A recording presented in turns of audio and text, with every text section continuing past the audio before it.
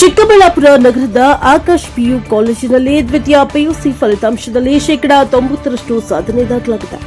ಹೆಚ್ಚಿನ ಅಂಕ ಗಳಿಸಿದ ವಿದ್ಯಾರ್ಥಿಗಳಿಗೆ ಕಾಲೇಜಿನಲ್ಲಿ ಸನ್ಮಾನ ಸಮಾರಂಭ ನಡೆಯಿತು. ಅಮ್ಮ educational and rural development trust ನಡಿ ನಡೀತಾ ಇರುವ ಕಾಲೇಜಿನಲ್ಲಿ 20 ವಿದ್ಯಾರ್ಥಿಗಳು ಅತ್ಯುನ್ನತ ಶ್ರೇಣಿಯಲ್ಲಿ ಉತ್ತೀರ್ಣರಾಗಿದ್ದು ಒಟ್ಟು ಫಲಿತಾಂಶ ಗಮನಾರ್ಹವಾಗಿದೆ. ಸನ್ಮಾನ ಕಾರ್ಯಕ್ರಮದಲ್ಲಿ ವಿದ್ಯಾರ್ಥಿಗಳು ಹಾಗೂ ಪೋಷಕರು ಕಾಲೇಜಿನ ಶಿಕ್ಷಣ ಮಟ್ಟವನ್ನು ಪ್ರಶಂಸಿಸಿದ್ದಾರೆ.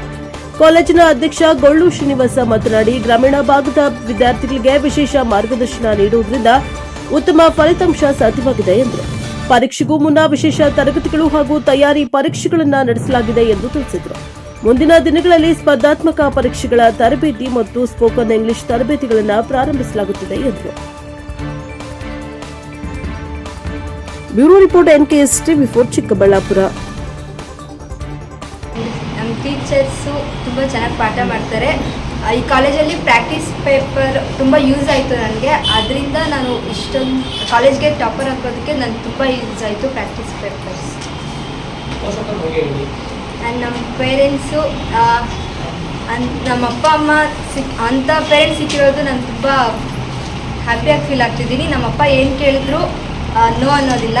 ಆ್ಯಂಡ್ ನಾನು ಎಷ್ಟು ಓದಬೇಕಂದ್ರೂ ಓದಿಸ್ತಾರೆ. ಯಾವುದೇ ವಿಚಾರದಲ್ಲಾದರೂ ನನಗೆ ಸಪೋರ್ಟ್ ಮಾಡ್ತಾರೆ. I am proud.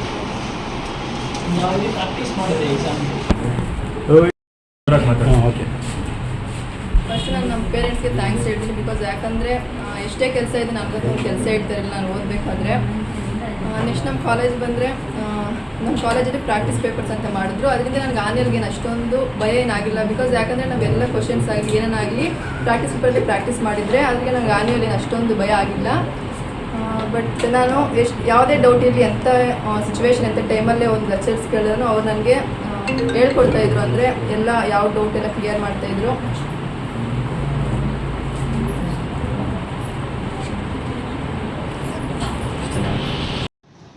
ಸರ್, ಎಲ್ಲರಿಗೂ ನಮಸ್ಕಾರ. ಅಮ್ಮ ಎಜುಕೇಷನಲ್ ರೂರಲ್ ಟ್ರಸ್ಟ್ನ ಅಡಿಯಲ್ಲಿ ನಡೆಯುತ್ತಿರುವಂತಹ ಆಕಾಶ್ ಪದವಿ ಪೂರ್ವ ಕಾಲೇಜು ಚಿಕ್ಕಬಳ್ಳಾಪುರ, ಈ ಕಾಲೇಜಿನಲ್ಲಿ 2025-2026ನೇ ಸಾಲಿನ ದ್ವಿತೀಯ PUC ಫಲಿತಾಂಶದಲ್ಲಿ ಅತ್ಯುತ್ತಮ ಶ್ರೇಣಿಯಲ್ಲಿ ಒಳ್ಳೆ ರಿಸಲ್ಟನ್ನು ಕೊಟ್ಟಿದ್ದೇವೆ. 82 ಜನ ಎಕ್ಸಾಮನ್ನು ತಗೊಂಡು 20 ಜನ ಡಿಸ್ಟಿಂಕ್ಷನ್ ಬಂದು 34 ಜನ ಪ್ರಥಮ ಶ್ರೇಣಿಯಲ್ಲಿ ಉತ್ತೀರ್ಣರಾಗಿ ದ್ವಿತೀಯ ಶ್ರೇಣಿಯಲ್ಲಿ ಮತ್ತು ತೃತೀಯ ಶ್ರೇಣಿಯಲ್ಲೂ ಆಗಿರ್ತಾರೆ. ಈ ಒಂದು ರಿಸಲ್ಟ್ ಬರೋದಕ್ಕೆ ನಮ್ಮ ಕಾಲೇಜಿನ ಎಲ್ಲ ಲೆಕ್ಚರರ್ಸು, ಪ್ರಾಂಶುಪಾಲರು ಎಲ್ಲರೂ ಬಹಳ ಕಠಿಣ ನಿರ್ಧಾರಗಳನ್ನು ತಗೊಂಡು ಪ್ರಾಕ್ಟೀಸ್ಗಳನ್ನು ಮಾಡಿ ಎಕ್ಸಾಮ್ನ ಮಾಡಿಸಿದ್ದಾರೆ.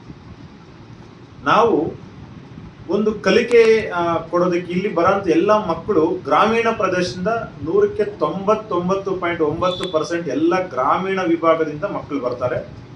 ಎಲ್ಲ ಬಡ ಮಕ್ಕಳು, ರೈತರ ಮಕ್ಕಳು, ಕೂಲಿ ಮಾಡೋಂಥ ಕಾರ್ಮಿಕ ಮಕ್ಕಳನ್ನ ನಮ್ಮ ಕಾಲೇಜಿಗೆ ಬಂದಿರ್ತಾರೆ. SSLCಯಲ್ಲಿ ಅತ್ಯುತ್ತಮ ಶ್ರೇಣಿಯಲ್ಲಿ ಆಗಿರೋಂಥ ಮಕ್ಕಳಲ್ಲಿ ಯಾರು ನಮಗೆ ಅಡ್ಮಿಷನ್ ಆಗಲ್ಲ. ಆದರೂ ನಾವು ಆ ಮಕ್ಕಳಿಗೆ ಕಲಿಕೆಯಲ್ಲಿ ಉತ್ತೇಜನ ಮಾಡಿ ಆ ಮಕ್ಕಳಿಗೆ ಪ್ರೋತ್ಸಾಹವನ್ನು ತುಂಬಿ ಆ ಮಕ್ಕಳಲ್ಲಿರುವಂಥ ಪ್ರತಿಭೆಯನ್ನು ಗುರುತಿಸಿ ಆ ಮಕ್ಕಳಿಗೆ ಎಲ್ಲಿ ನಾವು ಪಾಠನ ಮಾಡಿದ್ರೆ ಮಕ್ಕಳು ಡೆವಲಪ್ಮೆಂಟ್ ಆಗ್ತಾರೆ ಅಂತ ನಮ್ಮ ಲೆಕ್ಚರರ್ಸ್ನ ಅದನ್ನು ಫೈಂಡ್ ಔಟ್ ಮಾಡಿ ಅಕ್ಟೋಬರ್ ತಿಂಗಳೊಳಗಡೆ ನಮ್ಮ ಏನು ಸಿಲೆಬಸ್ ಮಾಡಬೇಕು ಅದನ್ನು ಕಂಪ್ಲೀಟ್ ಮಾಡ್ತೀವಿ. ಆ ಸಿಲೆಬಸ್ ಕಂಪ್ಲೀಟ್ ಆದ ನಂತರ ನವೆಂಬರ್ ಮೊದಲನೇ ವಾರದಿಂದ ಪ್ರಾಕ್ಟೀಸ್ ಪೇಪರನ್ನು ಶುರು ಮಾಡ್ತೇವೆ. ಪ್ರಾಕ್ಟೀಸ್ ಪೇಪರ್ ಏನಪ್ಪಾ ಅಂದರೆ ನಾವು 12-13 ಪೇಪರ್ನ ನಮ್ಮ ಕಾಲೇಜಿನ ಲೆಕ್ಚರ್ಸ್ ಫ್ಯಾಕಲ್ಟಿ ಸೇರಿಕೊಂಡು ಪೇಪರ್ನ ರೆಡಿ ಮಾಡಿ ಕಠಿಣವಾಗಿ ನಮ್ಮ ಕಾಲೇಜಲ್ಲಿ ಎಕ್ಸಾಮ್ನ ಕಂಡಕ್ಟ್ ಮಾಡಿಸ್ತೀವಿ. ಟೋಟಲ್ 13 ಪೇಪರನ್ನು ಬರೀತಾರೆ. 14ನೇ ಪೇಪರು ಅವರು ಡೈರೆಕ್ಟಾಗಿ ಫೈನಲ್ ಎಕ್ಸಾಮ್ ಬರೆಯೋದ್ರಿಂದ ಅವರಿಗೆ ಯಾವುದೇ ರೀತಿ ಕಠಿಣನೂ ಅನಿಸಲ್ಲ, ತುಂಬ ಕ್ವಶನ್ಸ್ ರಿಪೀಟ್ ಆಗಿ ಬರುತ್ತೆ. ಹಾಗಾಗಿ ಅವ್ರಿಗೆ ಬಹಳ ಅತ್ಯುತ್ತಮವಾಗಿ ಫಲಿತಾಂಶನ ಕೊಡೋದಕ್ಕೆ ಒಂದು ಸ್ಟ್ರಾಟಜಿಯಾಗಿ ನಾವು ಮಾಡಿದ್ದೇವೆ. ಯಾಕಪ್ಪ ಅಂದ್ರೆ ಈಗ ಡೈರೆಕ್ಟಾಗಿ ಫೈನಲ್ ಎಕ್ಸಾಮ್ ಬರೆದ್ರೆ ಮಕ್ಕಳಿಗೆ ಕನ್ಫ್ಯೂಸು, ಭಯ, ಹೆಂಗಿರುತ್ತೋ ಫೈನಲ್ ಎಕ್ಸಾಮು ಅನ್ನೋಂಥ ಫಿಯರ್ ಫ್ಯಾಕ್ಟರ್ ಅಂತ ಇರುತ್ತೆ. ಬಟ್ ನಾವೇನು ಮಾಡ್ತಿದ್ದೀವಿ, ಅವ್ರಿಗೆ ಆ ಒಂದು ಫಿಯರ್ ಫ್ಯಾಕ್ಟರನ್ನು ಮತ್ತೆ ಸಬ್ಜೆಕ್ಟಿಂದ ಸಬ್ಜೆಕ್ಟ್ಗೆ, ಎಕ್ಸಾಮಿಂದ ಎಕ್ಸಾಮ್ಗೆ ಯಾವ ಸ್ಟೂಡೆಂಟ್ನ ನಾನು ಎಲ್ಲಿ ಡೆವಲಪ್ಮೆಂಟ್ ಮಾಡಬೇಕು, ಯಾವ ಸ್ಟೂಡೆಂಟ್ ಸಬ್ಜೆಕ್ಟಲ್ಲಿ ವೀಕ್ ಇದ್ದಾರೆ, ಎಲ್ಲಿ ನಾನು ಅವ್ರನ್ನ ಡೆವಲಪ್ಮೆಂಟ್ ಮಾಡಬೇಕು ಅಂತ ಹೇಳ್ಬಿಟ್ಟು ನಾವು ಒಂದು ಗುರುತಿಸಿ ನಾವು ಕುತ್ಕೊಂಡು ನಮ್ಮ ಟೀಚರ್ಸ್ಗೆ ಒಂದು ಟಾಸ್ಕ್ ಕೊಡ್ತಿದ್ವಿ. ತುಂಬ ಕಡಿಮೆ ಮಾರ್ಕ್ಸನ್ನು ತಗೊಂಡು ಫೈಲ್ ಕ್ಯಾಂಡಿಡೇಟ್ ಇರೋಂಥವ್ರಿಗೆ ಲೆಕ್ಚರನ್ನು ಹಿಂಗೆ ಕುತ್ತರಿಸಿ ಟ್ಯೂಷನ್ ಥರ ಮನೆಯಲ್ಲಿ ಒಬ್ಬರು ಈ ಕಡೆ ಒಬ್ರು ಈ ಕಡೆ ಕುತ್ತರಿಸಿ ಏನು ಪಾಠ ಮಾಡ್ತಾರೆ ಆ ಥರ ಕುತ್ಕೊಂಡು ಅವ್ರಿಗೆ ಹೇಳ್ಕೊಟ್ಟು ಮಕ್ಕಳನ್ನ ನಾವು ಕಲಿಕೆಯಲ್ಲಿ ಪ್ರಾಕ್ಟೀಸ್ನ ಮಾಡಿದ್ವಿ. ಈ 2026 and 27 ಅಕಾಡೆಮಿಕ್ ಇಯರಲ್ಲಿ ಕಾಂಪಿಟೇಟಿವ್ ಎಕ್ಸಾಮ್ಗೆ ನಾನು ಇಲ್ಲೇ ಪ್ರಾಕ್ಟೀಸನ್ನು ಕೊಡೋದಕ್ಕೆ ಪ್ರಯತ್ನ ಮಾಡ್ತಾ ಇದ್ದೇನೆ. ಅಂದರೆ PUC ಮುಗಿದ ನಂತರ ಅವರು PC-ನೋ PDO-ನೋ ಯಾವ್ದಾದ್ರು ಎಕ್ಸಾಮ್ ತಗೊಂಡ್ರೆ ಅವ್ರಿಗೆ ಈಸಿ ಆಗಬೇಕು. ಅಂದರೆ ಇದೇ ಕಲಿಕೆ ಉತ್ತೇಜನದಲ್ಲಿ ಅದನ್ನು ಕಾಂಪಿಟೇಟಿವ್ ಎಕ್ಸಾಮನ್ನು ನಾನು ಕೊಡ್ತಾ ಇದ್ದೇನೆ. ಜೊತೆಗೆ ಈ ಒಂದು ಕಂಪ್ಯೂಟರ್ ಜ್ಞಾನದಲ್ಲಿ ಅಂದರೆ ಈಗ ಮೆಕ್ಯಾನಿಕಲ್ ಲೈಫ್ ಇರೋಂಥದ್ದು, ಆರ್ಗ್ಯಾನಿಕ್ ಲೈಫ್ ಇಲ್ಲ. ಮೆಕ್ಯಾನಿಕಲ್ ಲೈಫಲ್ಲಿ ಏನಾಗ್ತಾ ಇದೆ ಅಂತಂದರೆ ಅವ್ರಿಗೆ ಇಂಗ್ಲಿಷ್ ಲ್ಯಾಂಗ್ವೇಜಸ್ ಬಹಳ ಮುಖ್ಯ. ಗ್ರಾಮೀಣ ಪ್ರದೇಶದಿಂದಲೇ ಬಂದಿರೋಂಥ ನನ್ನ ಕಾಲೇಜ್ಗೆ ಮಕ್ಕಳು ಕನ್ನಡ ಮಾತಾಡಿ ತೆಲುಗು ಮಾತಾಡೋಂಥ ಮಕ್ಕಳು, ಎಲ್ಲರೂ ಮನೆಗಳಲ್ಲಿ ಕನ್ನಡಕ್ಕಿಂತ ತೆಲುಗೇ ಜಾಸ್ತಿ ಮಾತಾಡ್ತಾರೆ, ಬಟ್ ಯಾರಿಗೂ ಇಂಗ್ಲೀಷ್ ಬರಲ್ಲ. ಆದರೆ ನಮ್ಮ ಮಕ್ಕಳು ಇಲ್ಲಿಂದ ಓದಿ ಆಚೆಗೆ ಹೋಗ್ಬೇಕಾದ್ರೆ ಎಲ್ಲರೂ ಫ್ಲೂಯೆಂಟಾಗಿ ಇಂಗ್ಲೀಷ್ ಮಾತಾಡ್ತಾರೆ. ಕಾರಣ ಏನಪ್ಪ ಅಂತಂದರೆ ಇಲ್ಲಿ ನಾವು ಸ್ಪೋಕನ್ ಇಂಗ್ಲೀಷನ್ನು ನಾನು ಪ್ರಾಕ್ಟೀಸ್ ಮಾಡ್ತೀನಿ. ಯಾಕಪ್ಪ ಅಂತಂದರೆ ಒಂದು 99% ರಿಸಲ್ಟ್ ತಗೊಳ್ಳೋಂಥ ವಿದ್ಯಾರ್ಥಿಗೂ ಈ ಕಾರ್ಪೊರೇಟ್ ವರ್ಲ್ಡಲ್ಲಿ ಒಂದು ಜಾಬ್ ಗಿಟ್ಸ್ಕೊಳ್ಳೋದಕ್ಕೆ ಬಹಳ ಕಷ್ಟ ಇದೆ, ಲ್ಯಾಂಗ್ವೇಜಸ್ ಪ್ರಾಬ್ಲಮ್ ಇದೆ.